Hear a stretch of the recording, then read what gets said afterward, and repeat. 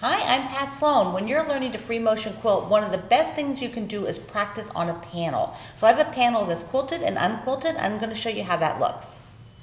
So this is a panel, and they are the most amazing tool for you to learn to free motion quilt on because they are just a piece of fabric. Here you can see the the back of it. And this is, it's right off the bolt. It's just the width of fabric, and they have sceneries on them. This one happens to be a children's panel. You might have holiday panels or things that are like drawings from the artist, but they have all of these shapes that are already here, so it almost looks like you appliqued it, but you didn't have to do all that work, and it gives you something to sew around because you're going to go up here and you can put the bark of the tree, you can sew around the turtle, the mouse, whatever. Let's look at the elephant because the elephant is a nice big shape, and when I'm going to quilt this, I'm going to think about going around all the shapes, going around the chickens, and then outlining or sketching. You don't have to be precise when you're doing this. You can be very free form, and I have one made up already for you. There, I've already quilted the elephant.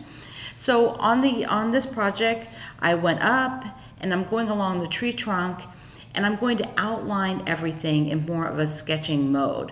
So here you can see that I'm kind of very casually coming around the shape of the elephant, around his tail. Now in the body, it's a bigger piece, so I have some room to play. I can come around and I can loop the ear, so it gives you the definition of the ear. But before I'm done, I went down and sort of free sketched around the flower, and then went back up and outlined a little cap down along the trunk, and the mouth and down here. So this is how you can have a shape to practice on, because as you're doing this, you are building your skills. You are getting better and better and better, and using a panel that you put no work into. You bought just a piece of fabric off the bolt, layered it, and started working, and you have an adorable project. So your skills get better. I suggest you do several of them in a row and have a lot of fun.